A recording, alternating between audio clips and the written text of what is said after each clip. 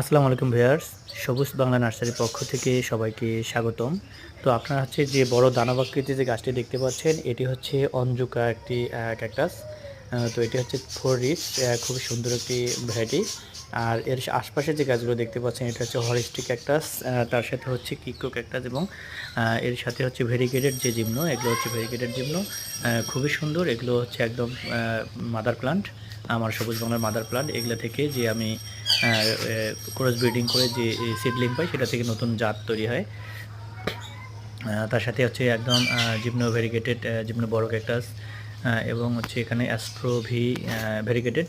তো এগুলো হচ্ছে সবে আমার সবুজ বাংলার হচ্ছে মাদার প্লান্ট, এবং কিছু মাদার প্লান্টের পরে অবস্থান, কিছু হচ্ছে এখানে সিডলিং।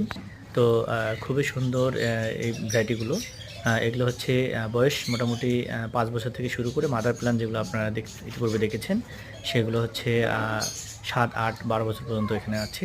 তো এগুলো হচ্ছে ভেরিগেটেড জিম্নো দেখাচ্ছি। এরপরে যেগুলো দেখছেন সেগুলো হচ্ছে ক্রিস্টেড বা ব্রেন ক্যাকটাস। এগুলো 4 বছর বয়সী এবং 5 বছর বয়সী এখানে আছে, অনেক বড়। আর ক্যাকটাসের যে মিডিয়াটা আমি যে মিডিয়াতে লাগিয়েছি, এটা হচ্ছে নিজস্ব তৈরি মিডিয়া। বালু, পাথর, ইটের টুকরা, পাতা পচা সার, জৈব সার, কিছু ফাঙ্গিসাইড মিক্স করে ক্যাকটাসের মিডিয়া বানাতে হয়। এতে করে হচ্ছে গাছ অনেক ভালো থাকে এবং গাছের শিকড়ে পচন ধরে না। ড্রেনেজ ব্যবস্থাটা অনেক ভালো থাকে।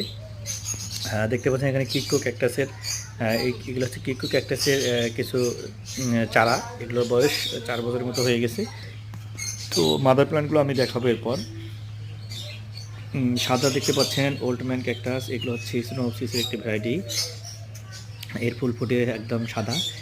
এটা হচ্ছে, এগুলো হচ্ছে মিলো ক্যাকটাস। মিলো ক্যাকটাসের মাদার গাছ হচ্ছে এটা। এটার বয়স হচ্ছে 13 বছর প্লাস হয়ে গেছে আমার এখানে।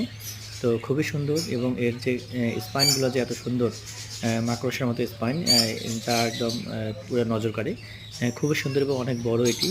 এটি ওজন করলে হয়তো বা 1.5 কেজি প্লাস মাইনাস এরকম হবে। তো এটি হচ্ছে কিকোর একটি মাদার প্লান্ট। এই মাদার প্লান্ট অনেক সুন্দর। এটি হচ্ছে আমার এখানে আছে, এর বয়স হচ্ছে 10 বছর সামথিং। তো এর আশপাশে যে গাছগুলো দেখেন, এগুলো 5 বছর বয়সীগুলো তার থেকে অনেক ছোট। তো এটাই বোঝা যায় যে এটা কত বড় আকৃতির হতে পারে। তো এগুলো হচ্ছে জিমনো ক্যাকটাস। এগুলো হচ্ছে সামনের ফেব্রুয়ারি মাস থেকে ইনশাআল্লাহ ফুল শুরু হবে। কারণ হচ্ছে আমরা জানি যে ক্যাকটাসের ফুল শীতকালে ফোটে না, শীতের পরে যখন জানুয়ারি ফেব্রুয়ারি মাস থেকে ফুল ফোটা শুরু করে।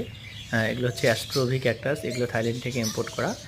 খুবই সুন্দর, আমার খুবই পছন্দের কিছু ভ্যারাইটি। তো এগুলো থেকে আমি ইনশাআল্লাহ নতুন জাত তৈরি করব, ক্রস ব্রিডিং করব, এগুলো থেকে করে আমি নতুন জাত তৈরি করব ইনশাআল্লাহ। Update video